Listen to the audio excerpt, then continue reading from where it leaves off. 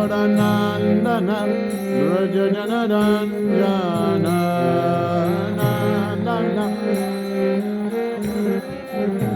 Yasodanandana Brajajanaranjana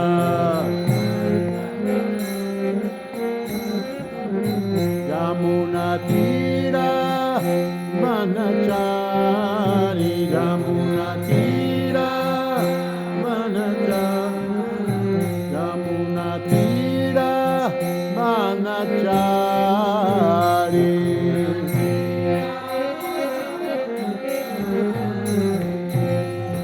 Jaya Radha Madhava Kunya Bihari Jaya Radha Madhava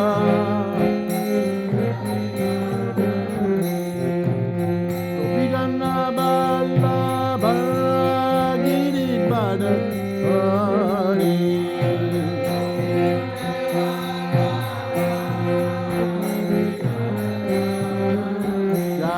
Yasodanandana Brajajanaranjana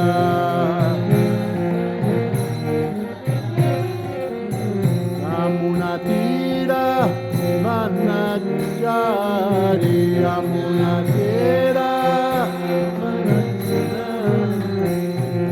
Hare Krishna Hare Krishna Krishna Krishna Hare Hare Hare Rama Hare Rama Rama Rama Hare Hare Hare Krishna Hare Krishna Krishna Krishna Hare Hare Hare Rama Hare Rama Rama Rama Hare Hare Hare Krishna Hare Krishna Krishna Krishna Hare Hare Hare Rama Hare Rama Rama Rama Hare Hare Hare Krishna Hare Krishna Krishna Krishna Hare Hare Hare Rama Rama Rama Hare Hare Krishna Hare Krishna Krishna Krishna Hare Hare Hare Rama Hare Rama Rama Rama Hare Hare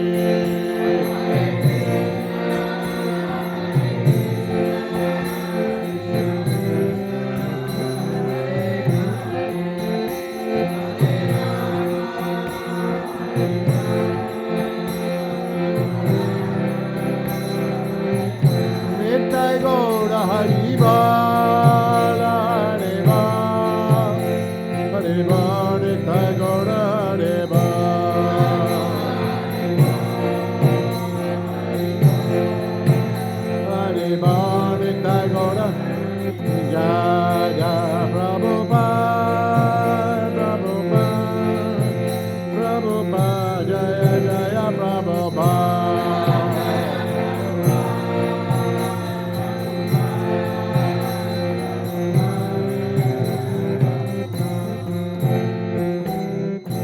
Jaya Vishnupada Paramahansa Sri Bhaktivedanta Goswami Maharaj Srila Prabhupada Ki Jai Sri Sridhara Govardhana Ki Jai Gaura Premanande Hari Hari Bol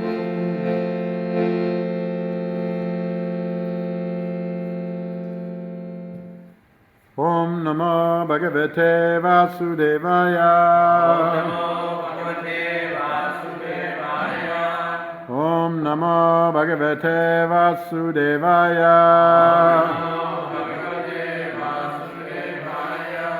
Om Namo Bhagavate Vasudevaya This morning we're reading from the Srimad Bhagavatam, Canto 2, Chapter 10, Text 42. Sa evedam jagatdata Bhagavan Dharma Rupadrik Ushnati Stapayan Vishvam Tiryanara Suradibihi Sa evadam jagatdata Bhagavan Dharma Rupadrik Pushnati Stapayan Vishvam Tiryanara Suradibihi Sa evadam jagatdata Bhagavan Dharma Rupadrik Pushnati Stapayan Vishvam Tiryanara Suradibihi Sa He Eva Certainly Idam This Jagatdata the maintainer of the entire universe Bhagavan the personality of Godhead Dharma Rupadrik assuming the form of religious principles Pushnati maintains Stapayan after establishing Vishvam the universes Tiryak living entities lower than the human beings Nara the human beings Sura Adibi by the demigodly incarnations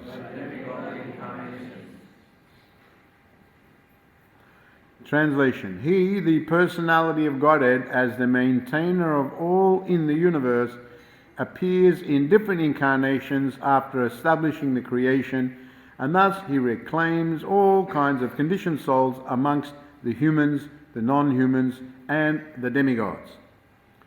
Purport the Supreme Personality of Godhead, Vishnu, incarnates himself in different societies of living entities to reclaim them from the clutches of illusion, and such activities of the Lord are not limited only to human society. He incarnates himself even as a fish, hog, tree, and many other forms, but less intelligent persons who have no knowledge of him deride him even if he is in human society, as a human being. The Lord therefore says in the Bhagavad Gita 9:11, Avajananti mamudha manushim tanamasritam param bhava majananto mamamuta maheshwaram. As we've already discussed in the previous verses, it is concluded that the Lord is never a product of the material creation. His transcendental position is always unchanged. He is the eternal form of knowledge and bliss, and he executes his almighty will by his different energies. As such, he is never the subject of reactions for any of his acts.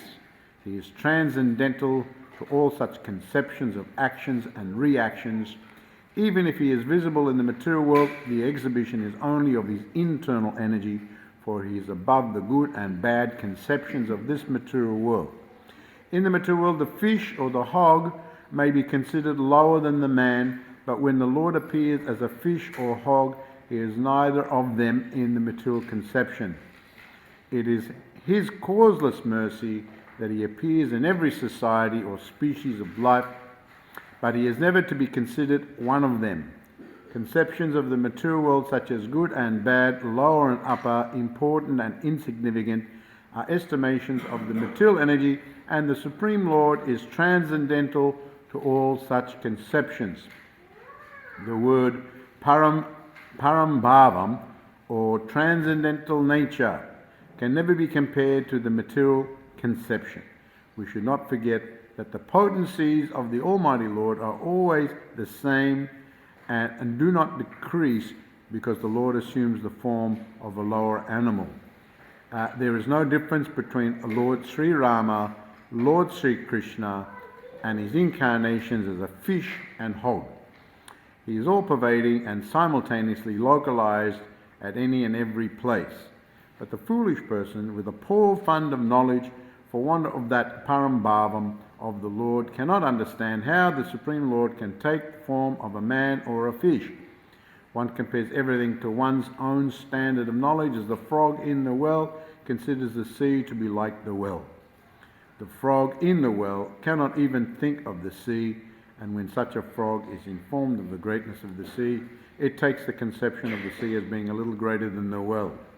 As such, one who is foolish about the transcendental science of the Lord will find it difficult to understand how Lord Vishnu can equally manifest himself in every society of living entities.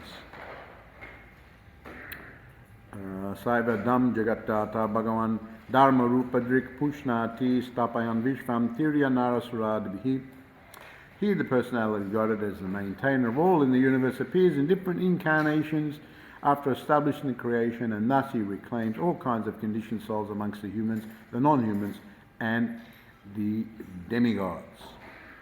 So, continuing on, and this statement in regard to the personality of God is very important because it establishes his supreme position and transcendental position beyond.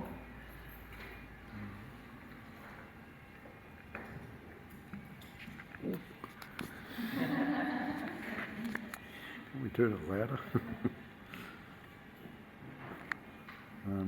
One time I had the devotee practically put it down my mouth. He wasn't looking as he was putting it in. Now, avajananti mammudha manushim tanamasrita param bhavam janatu mama bhuta maheshwaram.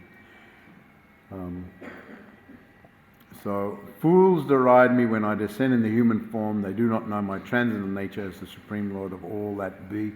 Prabhupada stresses on this.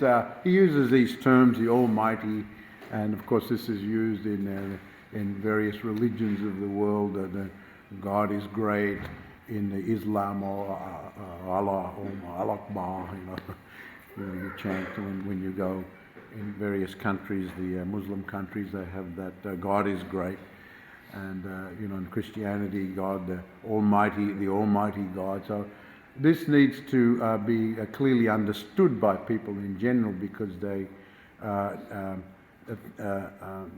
think of the position of God as something equivalent to themselves or a little bit greater than themselves. But he is totally beyond the material world altogether. And the conceptions of good and bad, as Prabhupada puts it here, all these conceptions of good and bad and so on and so forth are not applicable to him, because he is beyond any such conception. So here it is stressed that first of all, he, the personality of Godhead, and this word Godhead, the personality of God, this term, personality of Godhead, I remember when I was first coming to the Krishna conscious movement, I asked a question like that: why Godhead? Or, everyone else says God, but you say Godhead. And I can't remember who asked, but they replied that, well, there are many gods or demigods in the universe, but the head of all them, that is Krishna. So therefore we don't just say God, we say Godhead. And also what's added is the personality of Godhead. That Godhead, the head of all, is also a personality. Because of course some say that there's no personality, and of course some say there's a personality, but you cannot try to give a personality to that person. Just like in the Islam, they say like that. If you try to, have the form depicted somewhere, that is a great offence. And then others say, well, there's no form, there's no personality. Ultimately, everything is impersonal. So this is emphasized, the personality of Godhead, and as the maintainer of all, the Jagat Data, the maintainer. Now, of the entire universe. These words are very carefully chosen. He's the maintainer and of the entire universe. Not just a small section over here or over there, the entire, you're talking of the entire universe and actually even beyond the universe. But here, in this word, Jagat, a maintainer is very, very important, because we have the Lord ultimately is the creator. And of course, as far as as we've been reading, as far as specific creations of the planetary systems and the species and the living entities, he gives to Lord Brahma. So that is a very difficult task, especially on the universal level, to create something. Also, I mentioned here, and especially in the next verse we'll read, how here there is creation and there is destruction on the universal level and on the specific levels of bodies and on the smaller level. So on the great level and on the small level, all sorts of levels. So both the creation is difficult, and sometimes when there's no living entity qualified or powerful enough to be able to take that responsibility, the Lord takes the position of the Lord Brahma, Lord Vishnu. And as we'll read in the next verse, as far as the destruction, Lord Shiva is mentioned from his third eye at the pralaya time, when there's destruction, all sorts of pralayas, all levels of, at the end of the day of Brahma, at the end of the life of Manu, at the end of the life of Brahma, the end of the body. There's all sorts of pralayas, but as far as the universal pralaya, and it can be at the end of the Brahma, that Lord Shiva assists in this, in that from his third eye a fire emanates, and that helps to destroy. They were also assisted by Lord Sankarshan from underneath, that Garbhodakshay Vishnu was lying on Lord Sankarshan, the fire emanates, and also they said the sun becomes hotter. There's different stages in pralaya. The sun becomes, everything burns, and then everything floods. This is described in the third canto. There's just incessant rains, like torrents and torrents of rains, and the seas overflood, and then as everything is just submerged in water. So this is a destruction that the intervals are millions and billions and trillions of years. So destruction is, especially on the universal level, that takes great effort. Creation takes great effort, especially on the universal, and destruction. But it is said maintaining things, because it goes over a long period, that is the most difficult.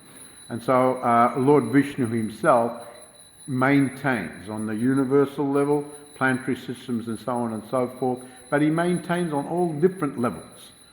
He maintains as far as the movement of the living entities, the karma of the living entities.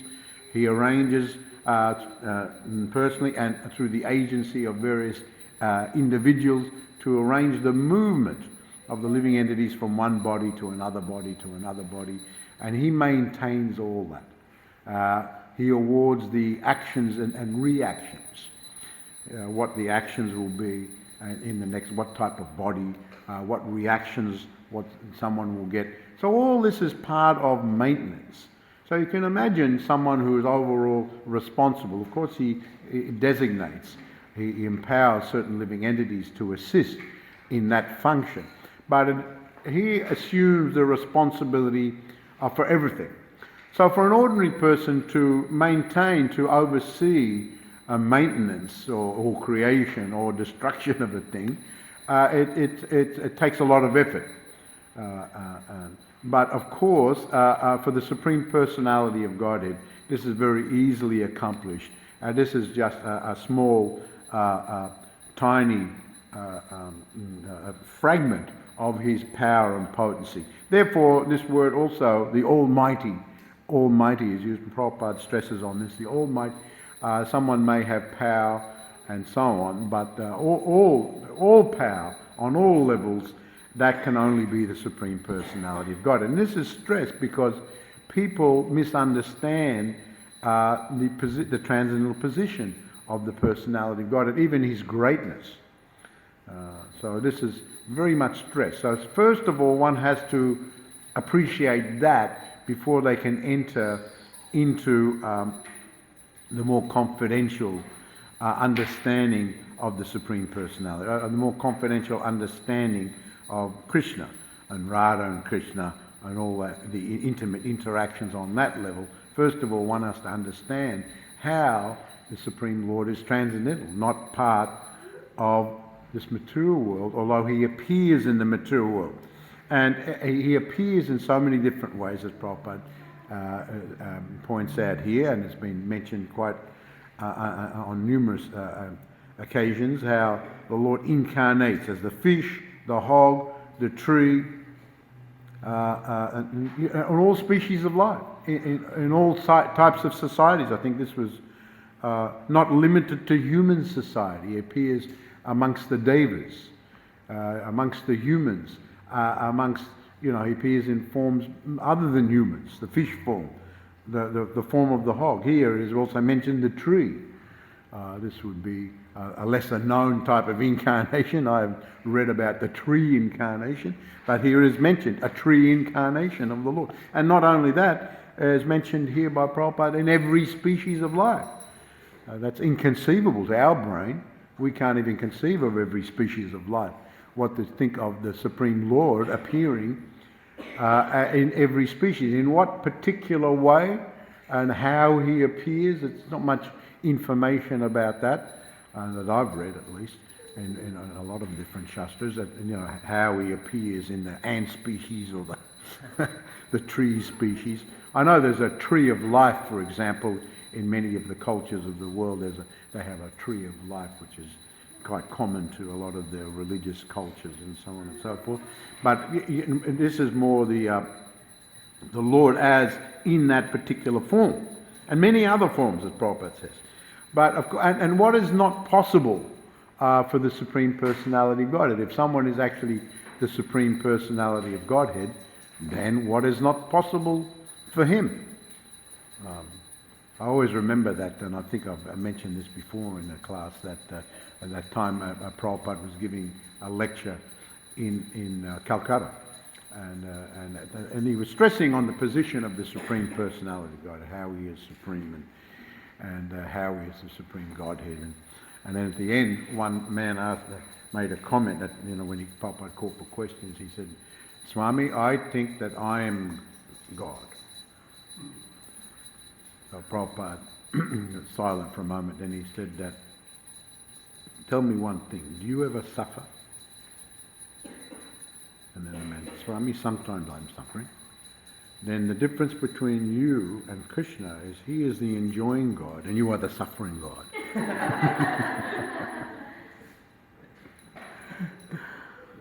So anyone can call themselves anything. I am God, but what type of God are you? and interestingly enough, this verse, Bhajananti Mam Mudha Manushim Tanam Asrita, the fools think of him as an ordinary person, and in that 9th chapter of the Bhagavad Gita, Krishna makes very profound statements. For example, he says that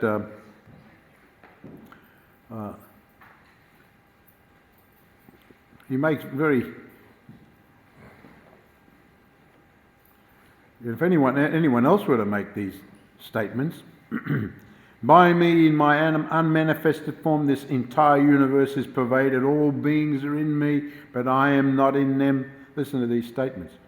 And yet everything that is created does not rest. Behold my mystic opulence. I am the maintainer of all living entities. I am everywhere. I am not part of this cosmic manifestation. Myself is the very source of creation. These are some of the statements. As the mighty wind blows everywhere and rests always in the sky, all created beings rest in me.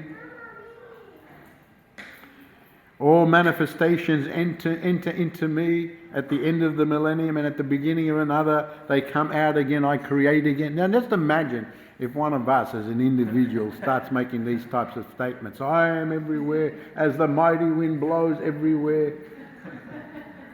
I am everywhere, I am the supreme, I am the God.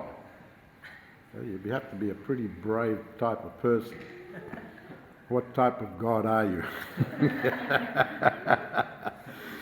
So either you're mad or just totally delusioned, or just normally people would ring up certain other individuals to come and pick up that type of person and take him away. We had one person we had to get down from the roof of the Melbourne Temple. I don't know how he got up there, but he was up there dressed as Lord Chaitanya, and he goes, I am Lord Chaitanya. It was right up the top there. And we had to call someone to get him down and take him away. So all sorts of people can say all sorts of things, but what's the reality? And the creation and the destruction and the living entities come into being, and then their bodies are destroyed, and so on and so forth. Who can be not affected by that? Who is not under that type of all-encompassing activity? These things go on no matter what we desire, what we try to control, and so on. Just like there's another story, Srila Bhaktisiddhanta Saraswati Thakur tells the story of the frog. Here there's made reference of the frog, but another frog story where there's a frog who was living by the Ganga, and someone had dropped a 1 rupee coin. So the frog saw the 1 rupee coin shining in the sun, so he thought, oh, they're very valuable. So he jumped on the rupee coin, and he possessed it. This is mine, aha, now. And anything that came nearby, he would scare it off. Other creatures came by, and he would croak at them or whatever, try to attack them. They would come over there, see what he's got, what he's protecting. He thought, now I've got everything, now I'm really rich, I've got this rupee coin. Whatever the frog was thinking.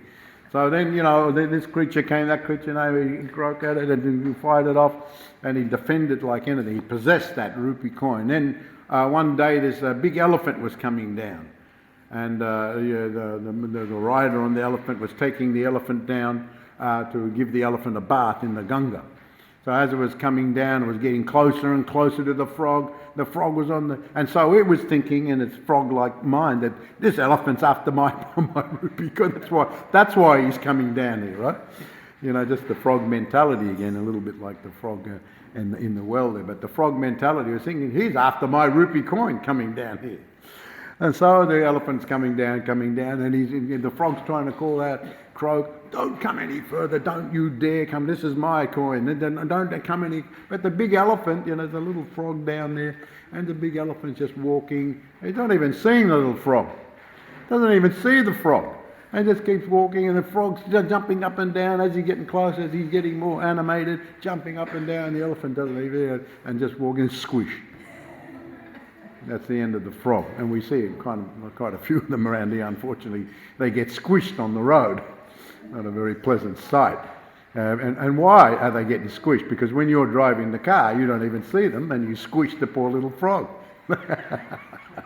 You laughing out there?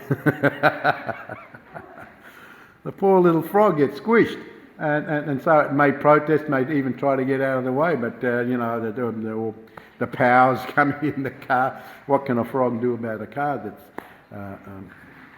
Of course, the devotees are very compassionate. I remember just last week, we were driving up the hill, and the school kids were coming out of school. And did you kids see this? Did you see the snake there on the road when they came out of school? There was a snake, big, long carpet snake across the road, yeah. And Surat, and the big bus was up there, right?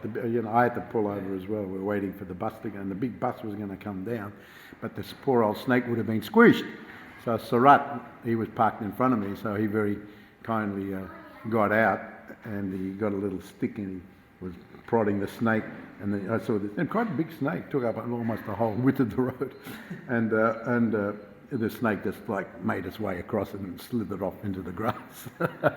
So sometimes someone who's compassionate may be able to save the situation, but normally What can anyone do about these types of things, So this was the story Srila Bhakti Siddhanta Saraswati Thakur tells about the poor frog, and with the mentality that thinking, I'm possessing, I'm controlling, no one's going to come here, but he was just squished. So, so many things are going on in the world, yet we're thinking ourselves. And we have, we're thinking ourselves very great, and we have this kind of resentment of others who are challenging us or position themselves in a greater position, on a higher level. And so this resentment, of course, is born of envy. This envy and jealousy of others, which comes from the mode of ignorance, misidentifying ourselves to being something in the material world. So this envy now, in this 9th chapter, interestingly, Krishna talks about, he's talking to Arjuna, and he talks about how he's going to reveal more and more higher understanding of his nature and of transcendental knowledge. And he's saying, I'm revealing this to you. It's very famous, idam te tu guyatamam pravaksham anusuyave. I'm revealing this more confidential knowledge because you are not envious of me. So this envy or jealousy, pretty much everyone has it. Everyone is jealous of someone, something, or envious. You can put it jealous or envious of someone or something. And that actually, because of that, and that comes from ignorance, it comes from ourselves thinking that we want to control and resenting others who impede that or challenge that or something like that. And that actually impedes spiritual understanding. This resentment, this jealousy, and you will not understand higher transcendental subject matter with this jealousy and enviousness. And they actually, idam tena tapaskana bhakta karacha nacha sushave vacham sushave. Again, this word Anasuya, there's a devotee called Anasuya here. Anasuya, she's still around? Yeah, Anasuya. Anasuya means freedom from envy. Freedom from envy. Suyave means envy. So all of us are envious, jealous. So, and Krishna says actually that this knowledge should not be disclosed to those who are envious.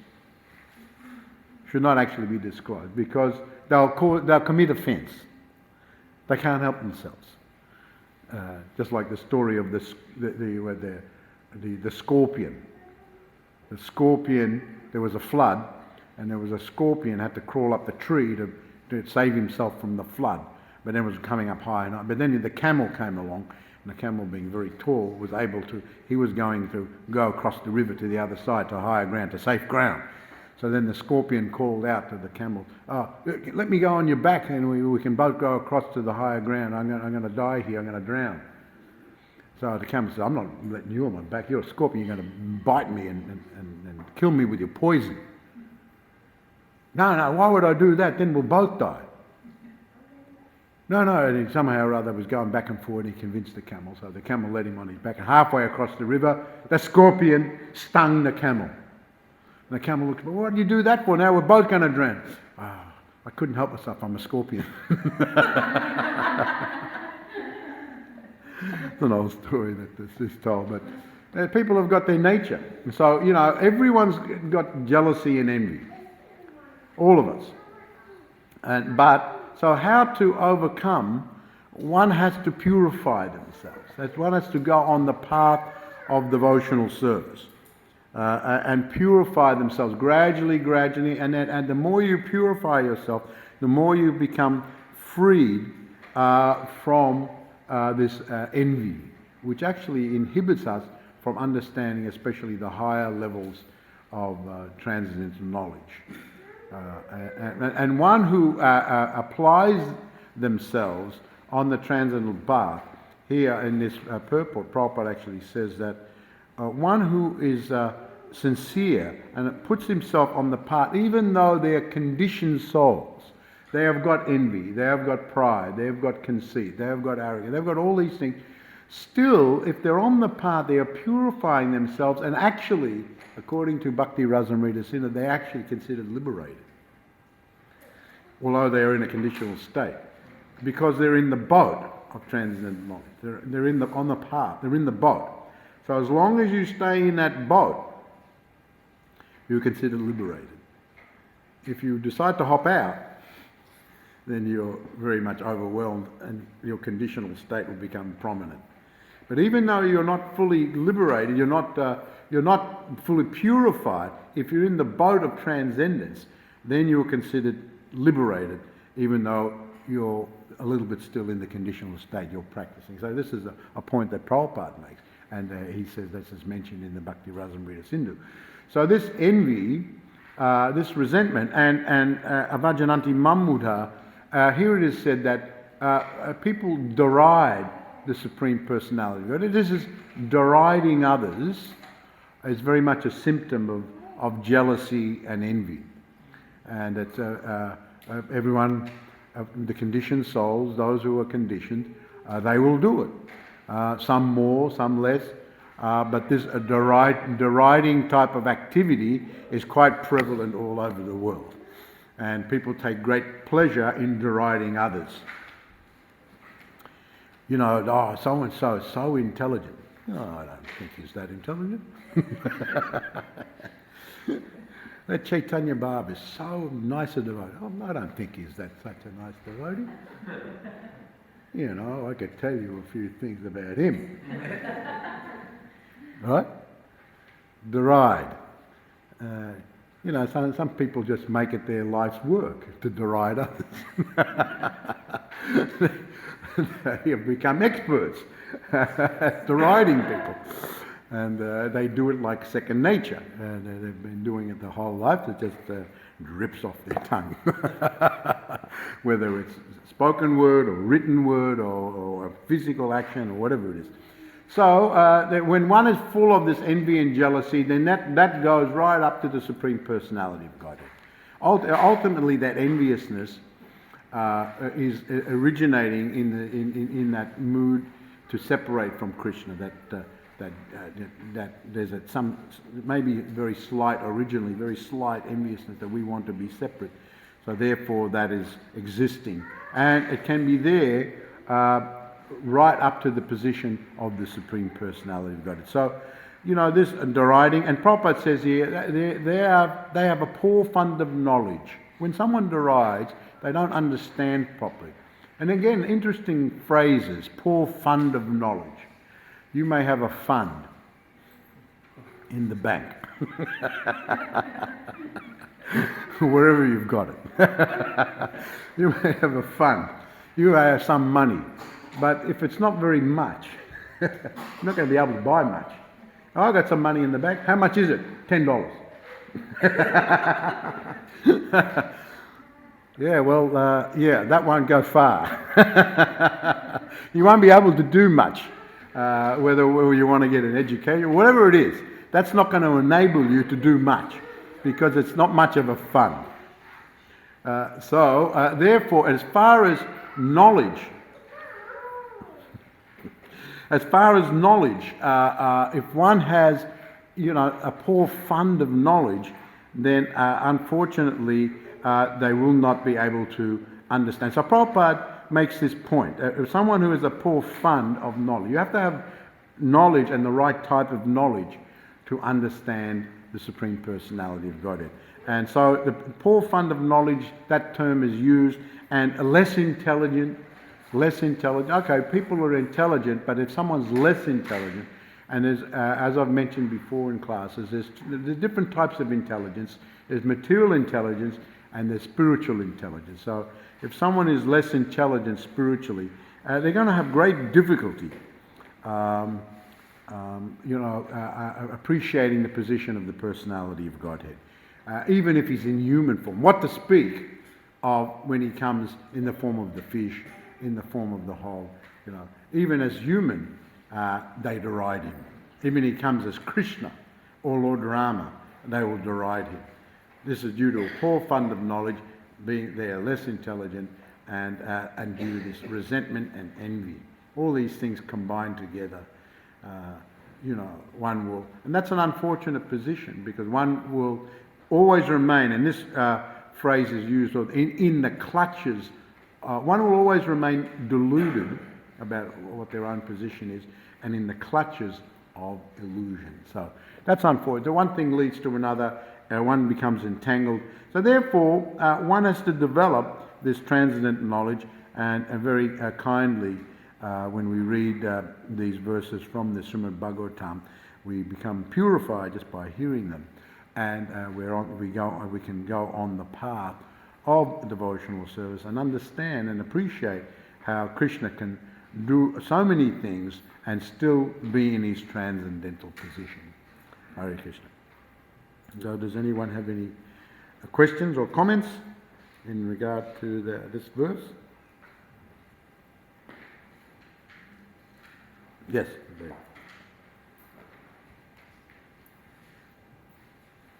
I was just thinking about your comments about Godhead, there's many demigods.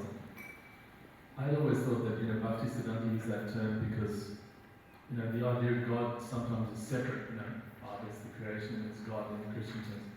Whereas our philosophy, as you rightly explained, God is, everything's all pervading.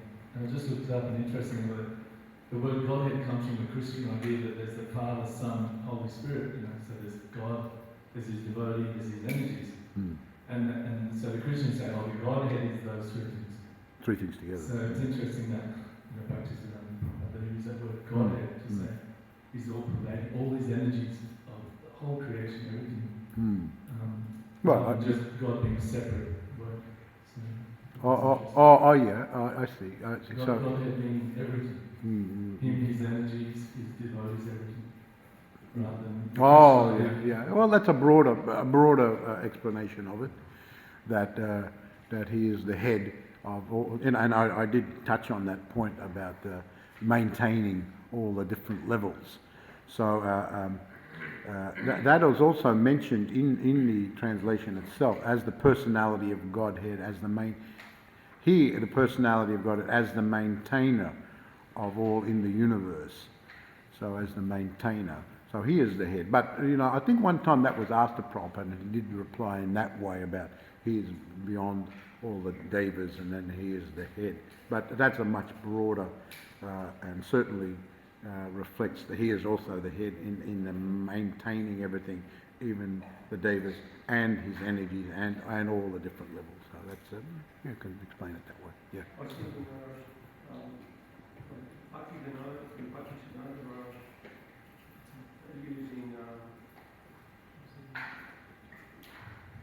using English for the first time, the language of the colonists, the English in India, trying to express the subtle Sanskrit concept. In English is very clumsy, isn't it, in that respect? Because I remember when I first came across that word too, I was thinking, Godhead. Yeah, exactly. Most devotees, God, but why Godhead? Has God just got a head and nothing else?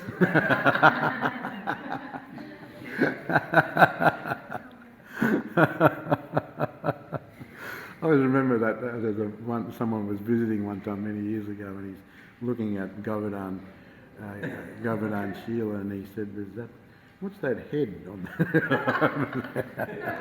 Is that your idea of God, that head on the altar? So people can think all sorts of things. So yes, but I did read that Prabhupada explained it in that way, and that devotee had told me actually had asked Prabhupada. I think it was Madhavisa or someone like that. So he explained it, but that was that one time. Prabhupada might have explained it in other ways at other times. And that Christian idea, that's what I'm yeah, saying. God yeah. is the Father, Son, and Holy Spirit. So they use that to say God links him and his energies rather than a separate person from the creation. Yeah. Can be explained also in that way. Okay. All right. Jai. All glories to Srila Prabhupada ki Jai. Go Premanandi. Hari Hari Bol.